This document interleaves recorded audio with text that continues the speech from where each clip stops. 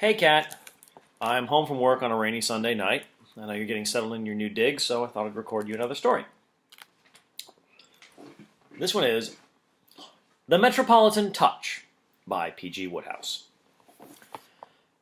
Nobody is more alive than I am to the fact that young Bingo Little is in many respects a sound old egg. In one way and another, he has made life pretty interesting for me at intervals ever since we were at school. As a companion for a cheery hour, I think I would choose him before anybody.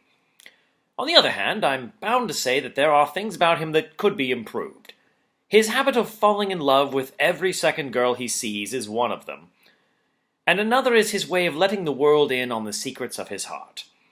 If you want shrinking reticence, don't go to Bingo, because he's got about as much of it as a soap advertisement. I mean to say, well, here's the telegram I got from him one evening in November, about a month after I'd got back to town from my visit to Twing Hall. I say, Bertie, old man, I am in love at last. She's the most wonderful girl, Bertie, old man. This is the real thing at last, Bertie. Come here at once and bring Jeeves. I say, you know that tobacco shop in Bond Street on the left side as you go up? Will you get me 100 of their special cigarettes and send them to me here? I have run out. I know when you see her, you will think she is the most wonderful girl. Mind you bring Jeeves. Don't forget the cigarettes. Bingo. It had been handed in at Twing Post Office. In other words, he had submitted that frightful rot to the goggling eye of a village postmistress who was probably the mainspring of local gossip and would have the place ringing with the news before nightfall. He couldn't have given himself away more completely if he had hired the town crier. When I was a kid, I used to read stories about knights and Vikings and that species of blighter who would get up without a blush in the middle of a crowded banquet and loose off a song about how perfectly priceless they thought their best girl. I've often felt that those days would have suited young Bingo down to the ground. Jeeves had brought the thing in with the evening drink, and I slung it over to him. It's about due, of course, I said. Young Bingo hasn't been in love for at least a couple of months. I wonder who it is this time. Miss Mary Burgess, sir, said Jeeves. The niece of the Reverend Mr. Heppenstall. She is staying at Twing Vicarage. Great Scott! I knew that Jeeves knew practically everything in the world, but this sounded like second sight. How do you know that? When we were visiting Twing Hall in the summer, sir, I formed a somewhat close friendship with Mr. Heppenstall's butler. He is good enough to keep me abreast of the local news from time to time. From his account, sir, the young lady appears to be a very estimable young lady. Of a somewhat serious nature, I understand. Mr. Little is very épris, sir. Brookfield, my correspondent, writes that last week he observed him in the moonlight at an advanced hour gazing up at his window. Whose window? Brookfield's? Yes, sir. Presumably under the impression that it was the young lady's. But what the deuce is he doing at Twing at all? Mr. Little was compelled to resume his old position as tutor to Lord Wickhammersley's son at Twing Hall, sir, owing to having been unsuccessful in some speculations at Hurst Park at the end of October. Good Lord, Jeeves! Is there anything you don't know? I could not say, sir. I picked up the telegram. I suppose he wants us to go down and help him out a bit. That would appear to be his motive in dispatching the message, sir. Well, what shall we do? Go? I would advocate it, sir. If I may say so, I think that Mr. Little should be encouraged in this particular matter. I think he's picked a winner this time. I hear nothing but excellent reports of the young lady, sir. I think it is beyond question that she would be an admirable influence for Mr. Little, should the affair come to a happy conclusion. Such a union would also, I fancy, go far to restore Mr. Little to the good graces of his uncle, the young lady being well connected and possessing private means. In short, sir, I think that if there is anything we can do, we should do it. Well, with you behind him, I said, I don't see how he can fail to click. You are very good, sir, said Jeeves. The tribute is much appreciated. Bingo met us at Twing Station next day, and insisted on my sending Jeeves on in the car with the bags while he and I walked. He started in about the female the moment we had begun to hoof it. Oh, she is very wonderful, Bertie. She is not one of these flippant, shallow-minded modern girls. She is sweetly grave and beautifully earnest. She reminds me of... Oh, what is the name I want? Saint Cecilia, said young Bingo. She reminds me of Saint Cecilia. She makes me yearn to be a better, nobler, deeper, broader man. What beats me, I said, following up a train of thought, is what principle you pick them on. The girls you fall in love with, I mean to say, what's your system? As far as I can see, no two of them are alike. First it was Mabel the waitress, then Honoria Glossop, then that fearful blister, Charlotte Corday Rumbotham. I own that Bingo had the decency to shudder. Thinking of Charlotte always made me shudder, too. You don't seriously mean, Bertie, that you are intending to compare the feeling I have for Mary Burgess, the holy devotion, the spiritual... Oh, all right, let it go, I said. I say, old lad, aren't we going rather a long way around? Considering that we were supposed to be heading for Twing Hall, it seemed to me that we were making a longish job of it. The hall is about 2 miles from the station by the main road, and we had cut off down a lane, gone across country for a bit, climbed a stile or two, and were now working our way across a field that ended in another lane. She sometimes takes her little brother for a walk round this way, explained Bingo. I thought we would meet her and bow, and you could see her, you know, and then we would walk on. Of course, I said. That's enough excitement for anyone, and undoubtedly a corking reward for tramping 3 miles out of one's way over ploughed fields with tight boots, but don't we do anything else? Don't we tack on to the girl and buzz along with her? Oh, good Lord, said Bingo, honestly amazed. You don't suppose I've got nerve enough for that, do you? I just look at her from afar and all that sort of thing. Quick, here she comes. No, I'm wrong. It was like that song of Harry Lauder's where he's waiting for the girl and says, "This is her! No, it's a rabbit." Young Bingo made me stand there in the teeth of a nor'east half-gale for 10 minutes, keeping me on my toes with a series of false alarms, and I was just thinking of suggesting that we should lay off and give the rest of the proceedings a miss, when round the corner there came a fox terrier, and Bingo quivered like an aspen. Then there hove in sight a small boy, and he shook like jelly. Finally, like a star whose entrance has been worked up by the personnel of the ensemble, a girl appeared, and his emotion was painful to witness. His face got so red that, what with his white collar and the fact that the wind had turned his nose blue, he looked more like a French flag than anything else. He sagged from the waist upwards, as if he had been filleted. He was just raising his fingers limply to his cap when he suddenly saw the girl wasn't alone. A citizen in clerical costume was also among those present, and the sight of him didn't seem to do Bingo a bit of good. His face got redder and his nose bluer, and it wasn't till they had nearly passed that he managed to get a hold of his cap. The girl bowed. The curate said, "Ah, little, rough weather." The dog barked, and then they toddled on and the entertainment was over. The curate was a new factor in the situation for me. I reported his movements to Jeeves when I got to the hall. Of course, Jeeves knew all about it already.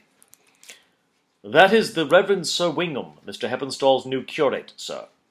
I gather from Brookfield that he is Mr. Little's rival, and at the moment the young lady appears to favour him. Mr. Wingham has the advantage of being on the premises. He and the young lady play duets after dinner, which acts as a bond. Mr. Little on these occasions, I understand, prowls about in the road, chafing visibly." That seems to be all the poor fish is able to do, dash it. He can chafe all right, but there he stops.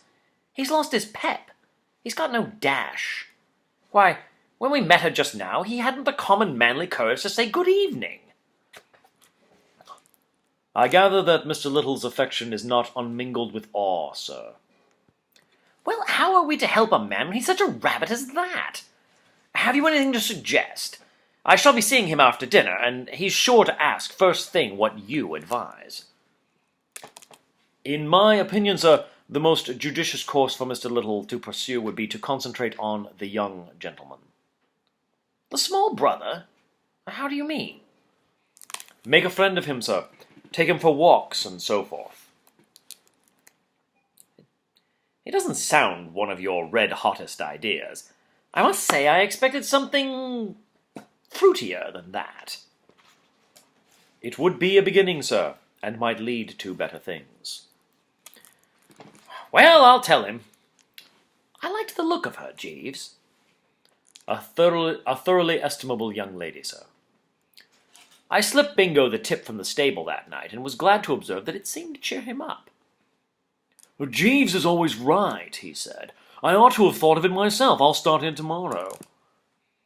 It was amazing how the poor fish bucked up. Long before I left for town, it had become a mere commonplace for him to speak to the girl. I mean, he didn't simply look stuffed when they met. The brother was forming a bond that was a dashed sight stronger than the curate's duets. She and Bingo used to take him for walks together. I asked Bingo what they talked about on these occasions, and he said Wilfred's future. The girl hoped that Wilfred would one day become a curate, but Bingo said no, there was something about curates he didn't quite like. The day we left, Bingo came to see us off with Wilfred frisking about him like an old college chum. The last I saw of them, Bingo was standing him chocolates out of the slot machine. A scene of peace and cheery goodwill. Dashed promising, I thought. Which made it all the more of a jar about a fortnight later when his telegram arrived. As follows. Bertie, old man, I say, Bertie, could you possibly come down here at once? Everything gone wrong, hang it all. Dash it, Bertie, you simply must come. I am in a state of absolute despair and heartbroken. Would you mind sending another 100 of those cigarettes? Bring Jeeves when you come, Bertie. You simply must come, Bertie. I rely on you. Don't forget to bring Jeeves. Bingo. For a chap who's perpetually hard up, I must say that young Bingo is the most wasteful telegraphist I ever struck. He's got no notion of condensing. The silly ass simply pours out his wounded soul at twopence a word, or whatever it is, without a thought. How about it, Jeeves? I said. I'm getting a bit fed. I can't go chucking all my engagements every second week in order to biff down to Twing and rally round young Bingo. I sent him a wire telling him to end it all in the village pond. If you could spare me for the night, sir, I should be glad to run down and investigate. Oh, dash it. Well, I suppose there's nothing else to be done. After all, you're the fellow he wants. All right, carry on. Jeeves got back late the next day. Well, I said. Jeeves appeared perturbed. He allowed his left eyebrow to flicker upwards in a concerned sort of manner. I have done what I could, sir, he said. But I fear Mr. Little's chances do not appear bright. Since our last visit, sir, there has been a decidedly sinister and disquieting development. Oh? What's that? You may remember Mr. Steggles, sir, the young gentleman who was studying for an examination with Mr. Heppenstall at the vicarage. What's Steggles got to do with it? I asked. I gather from Brookfield, sir, who chanced to overhear a conversation, that Mr. Steggles is interesting himself in the affair. Good Lord! What, making a book on it? I understand that he is accepting wagers from those in his immediate circle, sir, against Mr. Little, whose chances he does not seem to fancy. I don't like that, Jeeves. No, sir, it is sinister.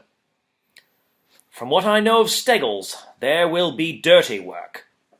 It has already occurred, sir. Already? Yes, sir. It seems that, in pursuance of the policy which he had been good enough to allow me to suggest to him, Mr. Little escorted Master Burgess to the church bazaar, and there met Mr. Steggles, who is in the company of young Master Heppenstall, the Reverend Mr. Heppenstall's second son, who is home from Rugby just now, having recently recovered from an attack of mumps. The encounter took place in the refreshment room, where Mr. Steggles was at that moment entertaining Master Heppenstall. To cut a long story short, sir, the two gentlemen became extremely interested in the hearty manner in which the lads were fortifying themselves, and Mr. Steggles offered to back his nominee in a weight-for-age eating contest against Master Burgess for £1 a side. Mr. Little admitted to me that he was conscious of a certain hesitation as to what the upshot might be, should Miss Burgess get to hear of the matter, but his sporting blood was too much for him, and he agreed to the contest. This was duly carried out, both lads exhibiting the utmost willingness and enthusiasm, and eventually Master Burgess justified Mr. Little's confidence by winning, but only after a bitter struggle. Next day both contestants were in considerable pain. Inquiries were made, and confessions extorted, and Mr. Little, I learned from Brookfield, who happened to be near the door of the drawing-room at the moment, had an extremely unpleasant interview with the young lady, which ended in her desiring him never to speak to her again. There's no getting away from the fact that if ever a man required watching, it's Steggles. Machiavelli could have taken his correspondence course. It was a put-up job, Jeeves, I said. I mean, Steggles worked the whole thing on purpose. It's his old nobbling game. There would seem to be no doubt about that, sir. Well, he seems to have dished poor old Bingo, all right. That is the prevalent opinion, sir. Brookfield tells me that down in the village at the Cow and Horses, 7-1 is being freely offered on Mr. Wingham and finding no takers. Good Lord! Are they betting about it down in the village, too? Yes, sir, and in adjoining hamlets also. The affair has caused widespread interest. I am told that there is a certain sporting reaction in even so distant a spot as Lower Bingley. Well, I don't see what there is to do, if Bingo is such a chump. One is fighting a losing battle, I fear, sir, but I did venture to indicate to Mr. Little a course of action which might prove of advantage. I recommended him to busy himself with good works. Good works? About the village, sir. Reading to the bedridden, chatting with the sick, that sort of thing, sir. We can but trust that good results will ensue. Yes, I suppose so, I said doubtfully. But by gosh, if I was a sick man, I'd hate to have a loony like young Bingo coming and gibbering at my bedside. There is that aspect of the matter, sir, said Jeeves. I didn't hear a word from Bingo for a couple of weeks, and I took it after a while that he had found the going too hard and had chucked in the towel. And then one night, not long before Christmas, I came back to the flat pretty late-ish, having been out dancing at the embassy. I was fairly tired, having swung a practically non-stop shoe from shortly after dinner till 2 a.m., and bed seemed to be indicated. Judge of my chagrin and all that sort of thing, therefore, when, tottering to my room and switching on the light, I observed the foul features of young Bingo all over the pillow. The blighter had appeared from nowhere and was in my bed, sleeping like an infant with a sort of happy, dreamy smile on his map. Take a break for a moment.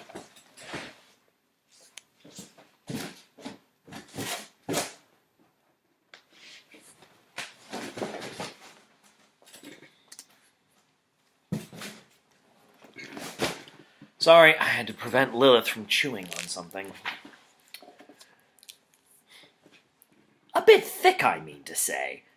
We Worcesters are all for the old good medieval hosp and all that, but when it comes to finding fellows collaring your bed, the thing becomes a trifle too mouldy. I hove a shoe, and Bingo sat up, gurgling. Smarter, said young Bingo. What the deuce are you doing in my bed? I said. Oh, hello, Bertie, so there you are. Yes, here I am. What are you doing in my bed? I came up to town for the night on business. Yes, but what are you doing in my bed? Well, dash it all, Bertie, said young Bingo querulously. Don't keep harping on your beastly bed. There's another made up in the spare for me, but I knew what a perfect host you were, so I just turned in here. I say, Bertie, old man, said Bingo, apparently fed up with the discussion about sleeping quarters, I see daylight. Well, it's getting on for 3 a.m. I was speaking figuratively, you ass. I meant that hope has begun to dawn. About Mary Burgess, you know. Sit down, and I'll tell you all about it. I won't. I'm going to sleep. To begin with, said young Bingo, settling himself comfortably against the pillows, and helping himself to a cigarette from my special private box, I must once again pay a marked tribute to good old Jeeves. A modern Solomon. I was badly up against it when I came to him for advice, but he rolled it with a tip which has put me, I use the term advisedly and in a conservative spirit, on velvet.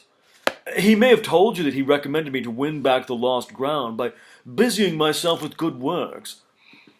Bertie, old man, said young Bingo earnestly, for the last 2 weeks I've been comforting the sick to such an extent that if I had a brother and you brought him to me on a sick bed at this moment, by Jove, old man, I'd heave a brick at him. However, though it took it out of me like the juice, the scheme worked splendidly. She softened visibly before I'd been about it a week. Started to bow again when we met in the street and so forth. About a couple of days ago, she distinctly smiled in a sort of faint, saint-like kind of way, when I ran to outside the vicarage. And yesterday, I say, you remember that curate chap, Wingham, fellow with a long nose? Of course I remember him. Your rival. Rival? Bingo raised his eyebrows. Oh, well, I suppose you could have called him that at one time, though it sounds a little far-fetched. Does it? I said, stung by the sickening complacency of the chump's manner. Well, let me tell you that the last I heard was that at the Cow and Horses in Twing Village and all over the place as far as Lower Bingley, they were offering 7 to 1 on the curate and finding no takers. Bingo started violently and sprayed cigarette ash all over my bed. Betting? He gargled. Betting? You don't mean they've been betting on this holy sacred... Oh, I say dash it all. Haven't people any sense of decency and reverence? Is nothing safe from their beastly, sordid graspingness? I wonder, said young Bingo thoughtfully, if there's a chance of my getting any of that 7 to 1 money. 7 to 1? What a prize. Who's offering it, do you know? Oh, well, I suppose it wouldn't do. No, I suppose it wouldn't be quite the thing. You seem dashed confident, I said. I'd always thought that Wingham... No, I'm not worried about him, said Bingo. I was just going to tell you. Wingham's got the mumps and won't be out and about for weeks. As jolly as that in itself, it's not all. You see, he was producing the village school Christmas entertainment, and now I've taken over the job. I went to old Heppenstall last night and clinched the contract. Well, you see what that means. It means that I shall be absolutely the center of the village life and thought for 3 solid weeks, with a terrific triumph to wind up with. Everybody looking up to me and fawning on me, don't you see, and all that. It's bound to have a powerful effect on Mary's mind. It will show her that I am capable of serious thought, serious effort, and that there is a solid foundation of worth in me, and that mere butterfly as she once have thought me, I am in reality... Oh, all right, let it go. It's a big thing, this Christmas entertainment. Old Heppenstall is very much wrapped up in it. Nibs from all over the countryside rolling up. The squire present with family. A big chance for me, Bertie, my boy, and I mean to make the most of it. Of course, I'm handicapped a bit by not having been in on the thing from the start. Will you credit it that uninspired donut of a curate wanted to give the public some rotten little fairy play out of a book for children, published about 50 years ago, without one good laugh or the semblance of a gag in it? It's too late to alter the thing entirely, but at least I could jazz it up. I'm going to write them in something zippy to brighten the thing up a bit. You can't write. Well, when I say write, I mean pinch. Well, that's why I've popped up to town. I've been to see that review, Cuddle Up, at the Palladium tonight, full of good stuff.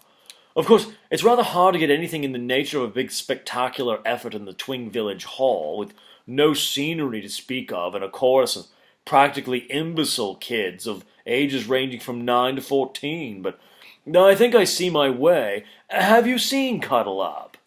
Yes, twice. Well, there's some good stuff in the first act, and I can lift practically all the numbers. And then there's that show at the Palace. I can see the matinee of that tomorrow before I leave. There's sure to be some decent bits in that. Don't you worry about my not being able to write a hit. Leave it to me, laddie, leave it to me. And now, my dear old chap, said young Bingo, snuggling down cosily, you mustn't keep me up talking all night. It's all right for you fellows who have nothing to do, but I'm a busy man. Good night, old thing. Close the door quietly after you and switch out the light. Breakfast about 10 tomorrow, I suppose, what? Righto, good night. For the next 3 weeks I didn't see Bingo.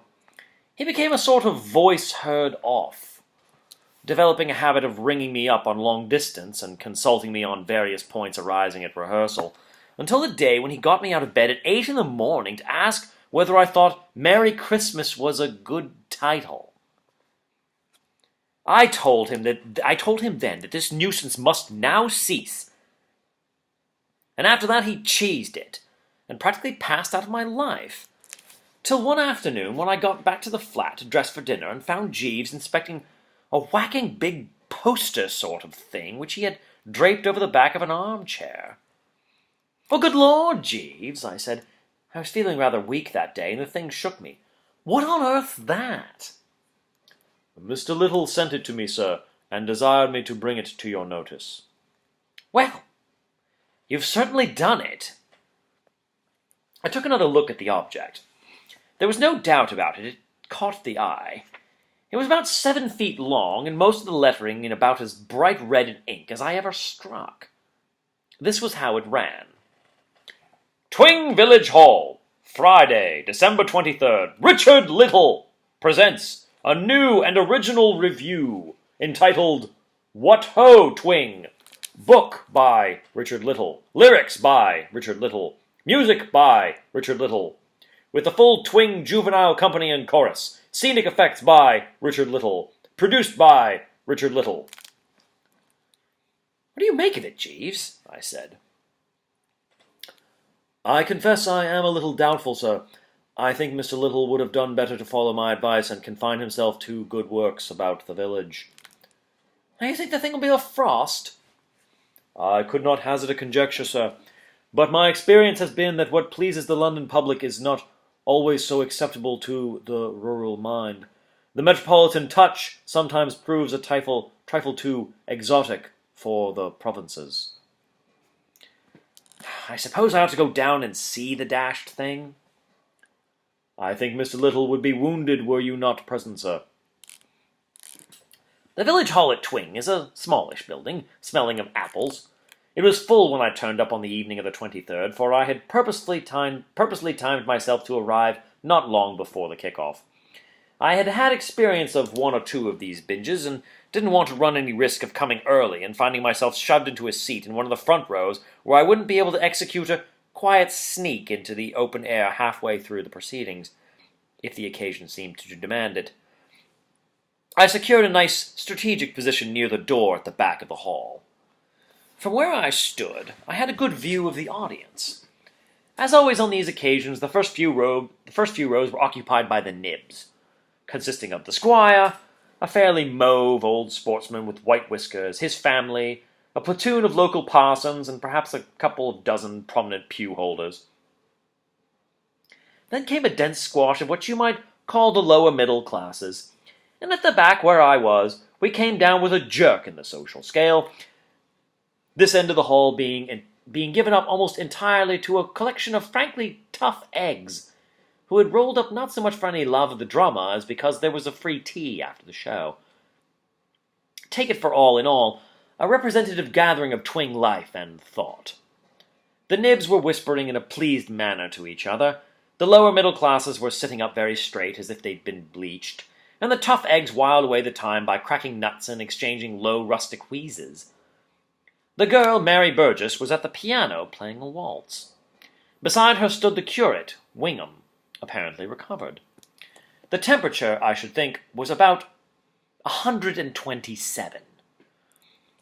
Somebody jabbed me heartily in the lower ribs, and I perceived the man Steggles. "Hello," he said. "I didn't know you were coming down." I didn't like the chap, but we Worcesters can wear the mask. I beamed a bit. "No, yes," I said. "Bingo wanted me to roll up and see his show." "I hear he's giving us something pretty ambitious," said the man Steggles. "Big effects and all that sort of thing." "I believe so." "Of course, it means a lot to him, doesn't it? He's told you about the girl, of course." "Yes, and I hear you're laying 7-1 against him," I said, eyeing the blighter a trifle austerely. He didn't even quiver. "Just a little flutter to relieve the monotony of country life," he said. "But you've got the facts a bit wrong. It's down in the village that they're laying 7-1. I could do you better than that, if you feel in a speculative mood. How about a tenner at 100-8? "Good Lord, are you giving that?" "Yes, somehow," said Steggles meditatively, "I have a sort of feeling, a kind of premonition that something's going to go wrong tonight. You know what Little is, a bungler, if ever there was one. Something tells me this show of his is going to be a frost. And if it is, of course, I should think it would prejudice the girl against him pretty badly. His standing was always rather shaky." "Are you going to try and smash up the show?" I said sternly. "Me?" said Steggles. "What could I do? Half a minute. I want to go and speak to a man."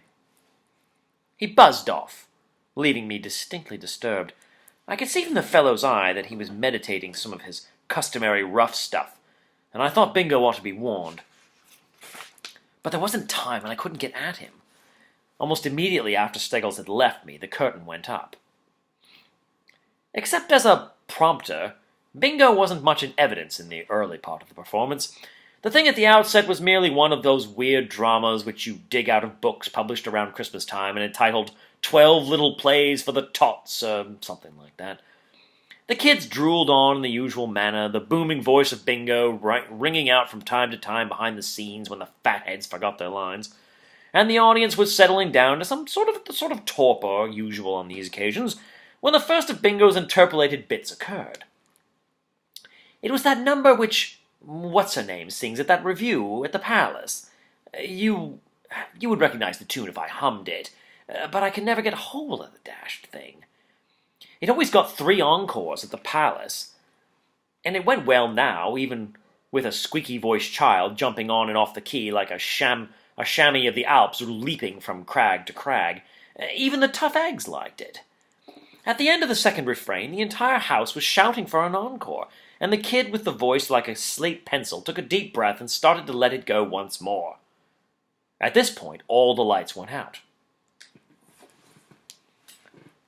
I don't know when I've had anything so sudden and devastating happen to me before.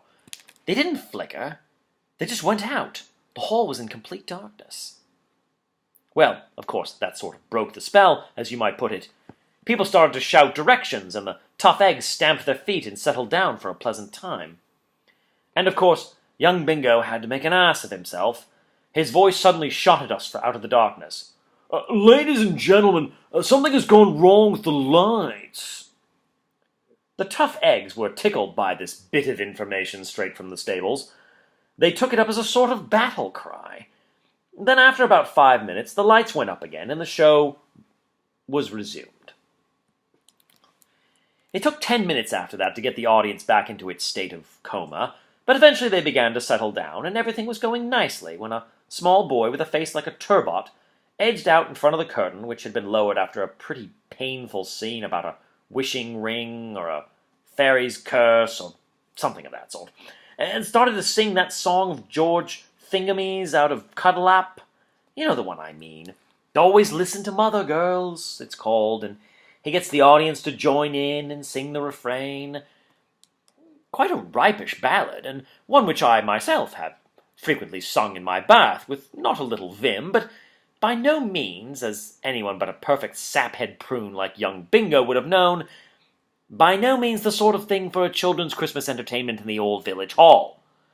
Right from the start of the first refrain, the bulk of the audience had begun to stiffen in their seats and fan themselves, and the Burgess girl at the piano was accompanying in a stunned, mechanical sort of way, while the curate at her side averted his gaze in a pained manner. The tough eggs, however, were all for it. At the end of the second refrain, the kids stopped and began to sidle toward the wings, upon which the following brief dialogue took place. Go on! I don't like to. Go on, you little blight, or I'll slay you! I suppose the kid thought it over swiftly and realized that Bingo, being in a position to get at him, had better be conciliated, or whatever the harvest might be.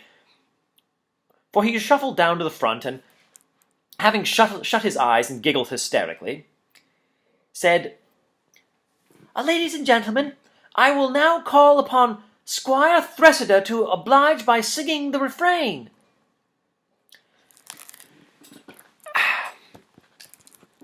You know, with the most charitable feelings toward him, there are moments when you can't help thinking that young Bingo ought to be in some sort of a home.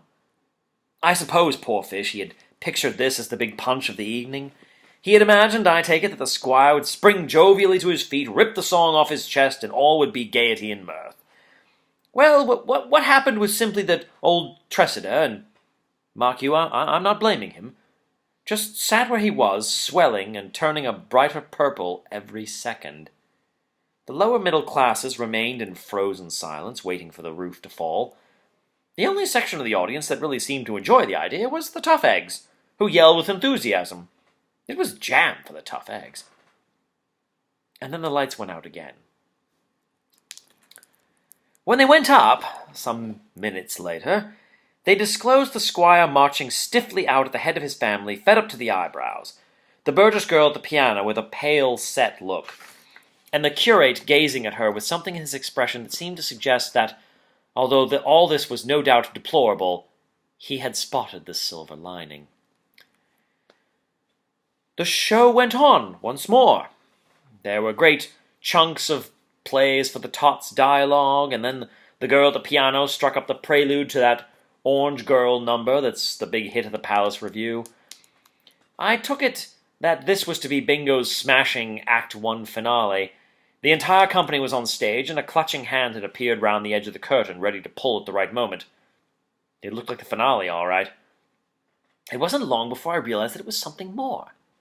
It was the finish. I take it you know that orange number at the Palace? It goes, "Oh, won't you something something oranges, my something oranges, my something oranges. Oh, won't you something something, I forget, something something something tum-ti-tum yet, oh," or words to that effect. It's a dashed clever lyric, and the tune's good too, but the thing that made the number was the business where the girls take oranges out of their baskets, you know, and toss them lightly to the audience. I don't know if you've ever noticed it, but it always seems to tickle an audience to bits when they get things thrown at them from the stage. Every time I've been to the Palace, the customers have simply gone wild over this number. But at the Palace, of course, the oranges are made of yellow wool, and the girls don't so much chuck them as drop them limply into the first and second rows. I began to gather that the business was going to be treated rather differently tonight, when a dashed great chunk of pips and mildew sailed past my ear and burst on the wall behind me. Another landed with a squelch on the neck of one of the nibs in the third row. And then a third one took me right on the tip of the nose, and I kind of lost interest in the proceeding for a while. When I had scrubbed my face and got my eye to stop watering for a moment, I saw that the evening's entertainment had begun to resemble one of Belfast's livelier nights. The air was thick with shrieks and fruit. The kids on the stage with Bingo buzzing distractedly to and fro in their midst were having the time of their lives. I suppose they realized that this couldn't go on forever, and were making the most of their chances. The tough eggs had begun to pick up all the oranges that hadn't burst, and were shooting them back, so that the audience got it both coming and going. In fact, take it all round, there was a certain amount of confusion, and just as things had begun really to hot up, out went the lights again. It seemed to me about my time for leaving, so I slid for the door. I was hardly outside when the audience began to stream out. They surged about me in twos and threes, and I've never seen a public body so dashed unanimous on any point. To a man, and to a woman, they were cursing poor old Bingo, and there was a large and rapidly growing school of thought which held that the best thing to do would be to waylay him as he emerged and splash him about in the village pond a bit. There was such a dickens of a lot of these enthusiasts, and they looked so jolly determined that it seemed to me that the only matey thing to do was to go behind and warn young Bingo to turn his coat collar up and breeze off snakily by some side exit. I went behind and found him sitting on a box in the wings, perspiring pretty freely and looking more or less like the spot marked with a cross where the accident happened. His hair was standing up and his ears were hanging down, and one harsh word would undoubtedly have made him burst into tears. "Bertie," he said hollowly as he saw me, "it was that blighter Steggles. I caught one of the kids before he could get away and got it all out of him. Steggles substituted real oranges for the balls of wool with which infinite sweat and at a cost of nearly £1 I had specially prepared. Well, I will now proceed to tear him limb from limb. It'll be something to do." I hated to spoil his daydreams, but it had to be. "Good heavens, man," I said. "You haven't time for frivolous amusements now. You've got to get out and quick." "Bertie," said Bingo in a dull voice. "She was here just now. She said it was all my fault and that she would never speak to me again.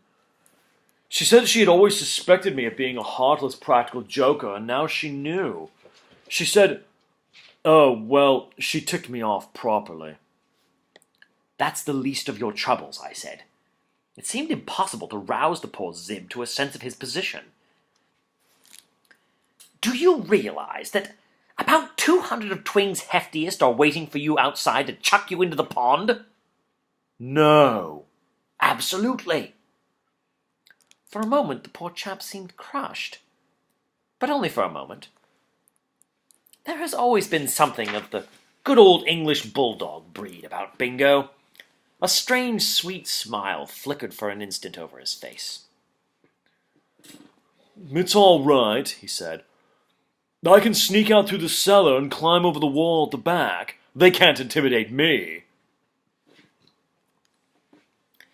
It couldn't have been more than a week later when Jeeves, after he had brought me my tea, gently steered me away from the sporting page of the Morning Post and directed my attention to an announcement in the engagements and marriages column.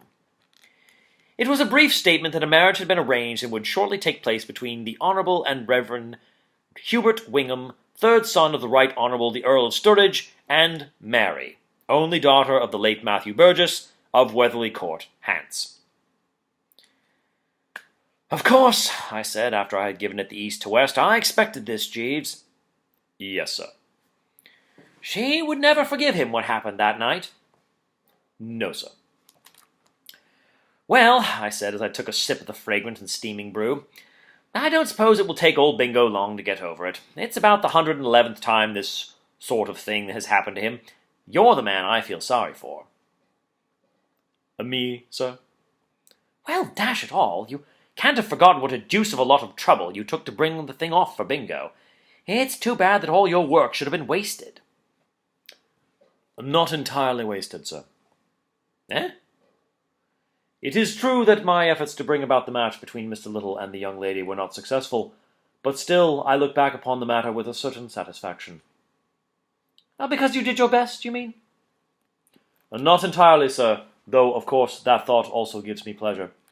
I was alluding more particularly to the fact that I found the affair financially remunerative." "Financially remunerative? What do you mean?" "When I learned that Mr. Steggles had interested himself in the contest, sir, I went shares with my friend Brookfield and bought the book, which had been made on the issue by the landlord of the Cow and Horses. It has proved a highly profitable investment. Your breakfast will be ready almost immediately, sir. Kidneys on toast and mushrooms. I will bring it when you ring." The end. Hope you enjoyed that. Hope you're settling in well. I'll talk to you soon.